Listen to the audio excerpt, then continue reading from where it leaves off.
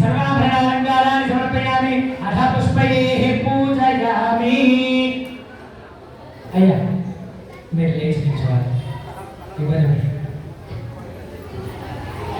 మనమందరం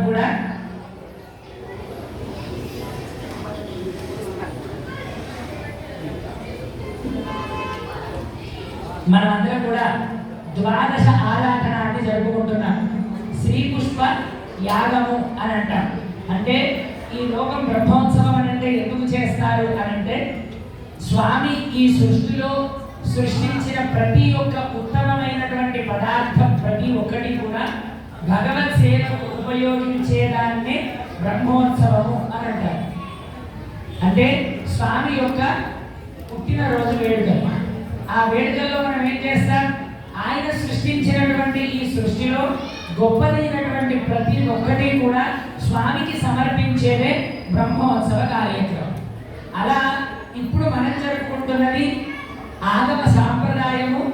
ఆగమ శ్రీ వైష్ణవ ఆగమ సాంప్రదాయ ప్రకారముగా శ్రీ పుష్ప యాగ మండలాన్ని మనము చేసుకొని ఈ మండలము అనగా మనకు తోచినటువంటి విధంగా ఏదో ఒక డెకరేషన్ చేసుకునేటువంటి మండలము కాదు ఇది. దీనికంటే అందంగా కూడా మీరు వేయవచ్చునేమో, కానీ ఈ పుష్ప మండలము ఏదో ఒక డెకరేషన్ కోసం చేసినటువంటి మండలము కాదు. ఇది సాక్షాత్తు వైకుంఠము పరమపదము ఎలాగైతే ఉంటుందో ఆ పరమపదము యొక్క నమూనాన్ని మనం ఇక్కడ వేశాం. అర్థమైందా మీ అందరికీ? ఆ మధ్యలో ఉండేటువంటి కలశంలో రామచంద్రమూర్తిని ఆవాహన చేసి ఆ కింద ఉండేటువంటి మధ్య మూల పదార్థమే పరమపదము అని అంటారు. దాని తరువాత వచ్చేటువంటిది స్వామికి అష్టాక్షరి నిర్వచనంగా ఓం నా మో నా రా యా నా యా అనేటువంటి అష్టాక్షరి ఒక్కొక్క మంత్రానికి ఒక్కొక్క మంత్ర దళములుగా దాని చుట్టూరు వేసుకున్నాం. ఆ తదుపరి సత్వగుణము, రజోగుణము, తమో గుణానికి ప్రతీకలుగా అక్కడ ఉండేటువంటి రజోగుణానికి ప్రతీకగా ఒక వరుస, తమో గుణానికి ప్రతీకగా మరొక వరుస, సత్వగుణానికి ప్రతీకగా మరొక వరుసని వేసుకున్నాను. వీటన్నిటినీ అదుపు చేయగలిగేటువంటిది మనం ఏమిటి?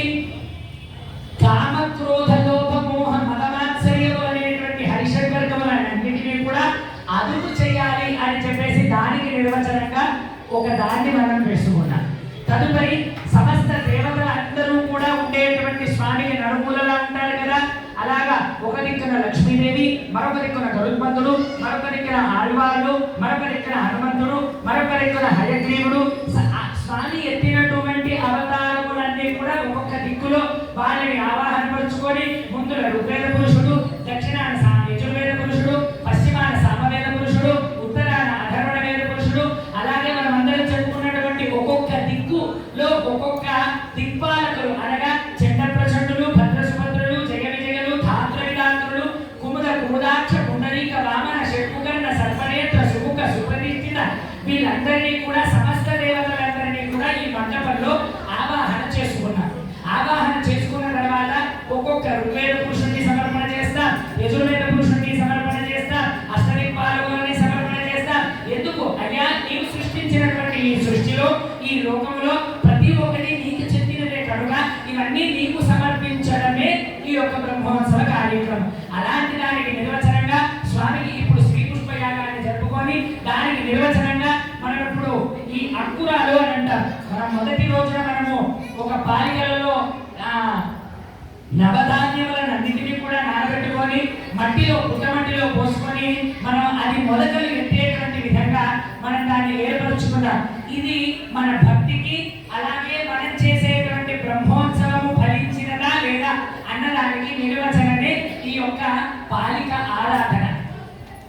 ఈ యొక్క పాలికల్లో మొలకలు రాలేదు అని అనుకోండి, మన భక్తి మన బ్రహ్మోత్సవము సరిగ్గా జరగలేదు అని అర్థం. దీనికి నిర్వచనే ఇంత వర్షములు పడుతున్నా, సూర్యుడు లేకపోయినా, చంద్రుడు రాకపోయినా మన భక్తికి నిర్వచనంగానే మొలకలెత్తాయి ఈ యొక్క అంకురాలు. మీకు తెలుసున సూర్యుడు లేకపోతే మొలక రాదు, చంద్రుడు లేకపోయినా మొలక రాదు. బ్రహ్మోత్సవం జరుగుతున్న ఈ 5 రోజులు కూడా సూర్య చంద్రులు ఇరువురు కూడా మనందరికీ కూడా ఎక్కడా కూడా ఇబ్బంది కలగకూడదు అని చెప్పేసి గట్టిగా వాన పడలేదు, గట్టిగా ఎండ కూడా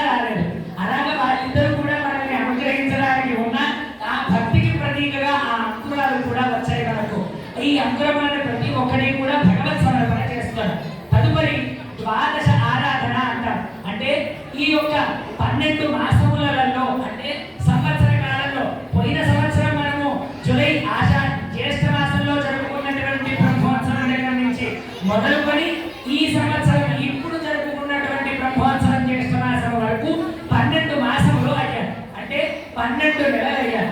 ఈ 12 నెలలలో ఒక్కొక్క నెలలో కానివ్వండి ఏ లోపము జరిగిన మంత్రలోపము కావచ్చు, తంత్రలోపము కావచ్చు, భక్తి లోపం, శ్రద్ధాలోపం, నియమలోపం, నిష్ఠాలోపం, స్వరలోపం, ద్రవ్యలోపం, ఆచార్య లోపము, భక్తి లోపము, భగవత లోపము, భాగవతాపచారము ఏ లోపము జరిగినా ఆ లోప ప్రాయశ్చిత్తార్థమై స్వామి ఈ 12 నెలలలో జరగవలసిన ప్రతి ఒక్క ఆరాధనకు దానికి ఫలితంగా ఈ 12 ఆరాధనలను మీకు సమర్పణ చేస్తున్నాము అని అంటారు.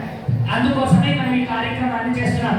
ఇందులో 12 మనకు 4 వేదములు, ఇతిహాసములు, పురాణములు, స్వామి యొక్క వైభవము, స్వామి యొక్క భజనలు, స్వామి యొక్క కీర్తనలు, స్వామి యొక్క ప్రవచనము ఇవన్నీ కూడా ఈ యొక్క 12 ఆరాధనలలో వెళ్తాయి. అలాగా ఈ 12 ఆరాధనలో మొదటి ఆరాధనానికి ప్రతిఫలంగా ఇప్పుడు మనం అష్టోత్తరాన్ని చెప్పుకుంటున్నాం. ఒక్కొక్క అష్టోత్తరం జరిగినప్పుడు మేము ఆ నామాన్ని చెప్తాం. మీరు కూడా అదే నామాన్ని గుర్తించి శ్రద్ధగా గట్టిగా చెప్పండి.